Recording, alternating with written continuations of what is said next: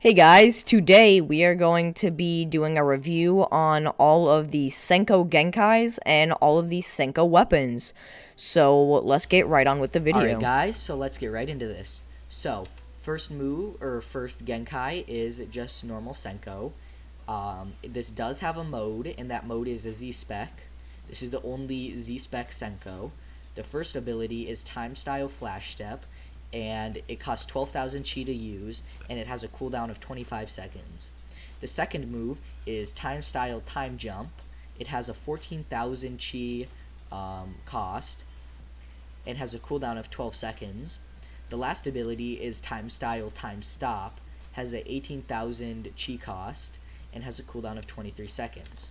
So as for the mode, there's only Z1, and this is what the Z-Spec does. You teleport around them into multiplications and you do damage. I'm not sure if you can take damage while you're doing this, but you might be able to.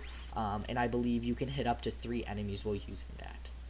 Now, the first mode ability, or the first Kekai Genkai ability, would be this one, which you teleport to them and then you kick them from behind. The second ability is actually very similar, except you just teleport back to your original location, as you can just see. Now, the last ability, the third one, it's like a kind of a stun, so I'm going to use this and try to move. I believe they get stuck for a second and they can't really move. Overall, the stun is kind of short. I probably would not use it, but I mean, you do you. Now, I would say Senko is a pretty decent bloodline. It caps out at level 700, and I honestly think it's a pretty good choice out of all the Senkos. Obviously, the other two are way better, but, you know, they're also more rare.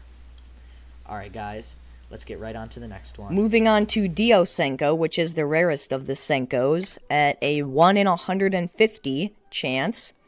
This bloodline caps out at level 700, and the moves, starting at the first one, are Ultimate Flash with a 12,000 chi requirement and a cooldown of 20 seconds. Time Style Time Jump, the second one, with a 14,000 chi requirement and a cooldown of 12 seconds. And the third ability is Time Style Time Stop with an 18,000 chi requirement and a cooldown of 23. This bloodline is a C-Spec, and it only has a C1 ability. There's no C2. And starting right out with the first move, this is a auto dodge, so any attacks done to you will do no damage, and it spawns a little shadow clone that people might attack instead of you. Onto the second move, it's the same as the first Senko. You teleport to them, and then you teleport back to your original location. And the final one, Time Stop, stops time and gives you a little bit of a speed boost. So, 2 mentions real quick. The second Diosenko move, like he said, is the same as the second normal Senko, except it's faster, and I believe it does more damage. I don't remember for sure. As well as the Diosenko time stop, I believe, is longer by a little bit.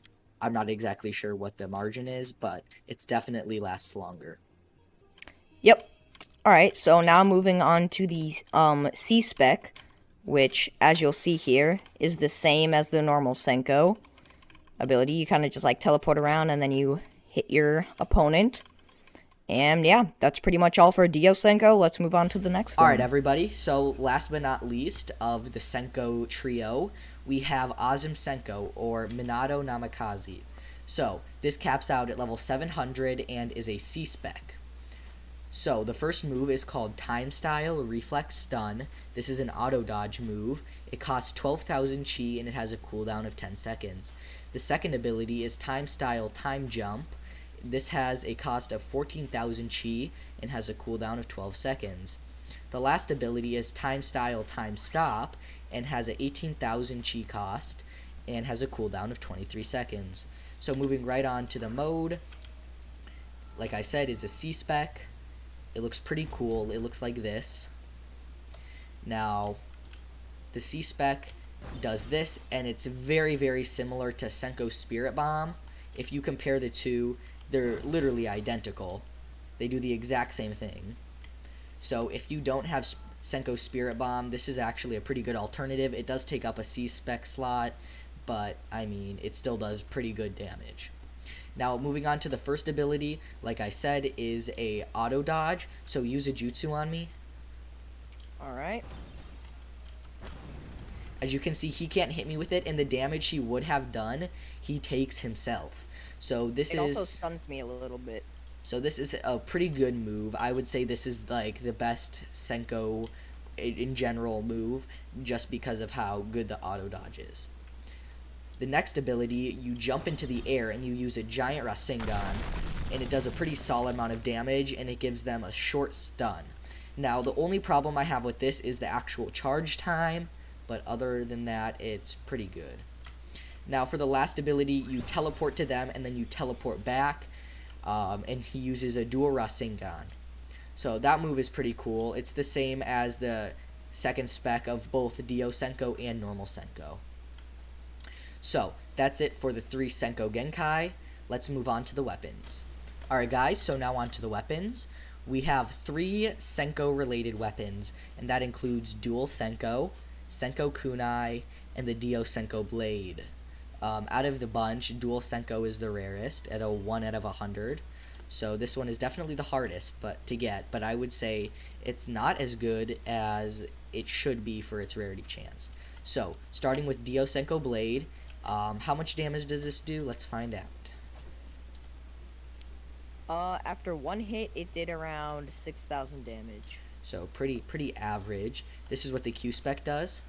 You teleport to them, and it does, I believe, 36,000 damage without a mode, and having max taijutsu at 6,000. Yep. As for this weapon, unlike the Senko Kunai, you don't actually have to be aimed at a person. So I could be aiming this way and teleport the same. Now let's move on to normal Senko. Or my bad, Senko Kunai. So this is just one kunai. It looks like this, and this is how much damage it does. That one did the same, 6,000. Okay, and this Q-Spec, you have to be aiming at them, and it will teleport you straight to them, like this, and you'll go behind them. And that did 25,000 damage, again, no mode, with 6,000 taijutsu. Now, let's test the range on this. I am going to go up onto this wall, and let's see if it still hits. Alright. So the range on this thing is pretty insane. As you can see, he's standing like over here, and I could hit him from across the way. So it definitely has a way larger range than the Diosenko Blade, but you also can't teleport anywhere. Now let's move on to the Dual Senko. Now this is exactly the same, or not exactly the same, but it's very similar. The only difference is you have 2 of them, and I believe it does more damage. So let's go onto this wall, and let's use them. Okay, so this one, you don't throw it and teleport, it seems. Let's test the damage while we wait for the cooldown. 6,000. 6,000. So this one, it looks like you have to be close, and you just teleport behind them and do 30,000 damage. Like I said, I think this one is probably the worst out of all of them, considering it has a 1 in 100 chance. I think this one is significantly underpowered. I might be missing something, but I mean the range is alright. It's like I believe half of what the other one was. But out of all of these, I would use either the Senko Kunai or the Diosenko Blade. Alright guys, now on to the outro. Alright everybody, thanks for watching. If you like the video, please leave a like. We'd greatly appreciate it. I hope you guys found this information helpful. If you guys would like to see any other videos, please leave a comment below so we can make a showcase on what you would like. Alright everybody, have a fantastic day. Goodbye.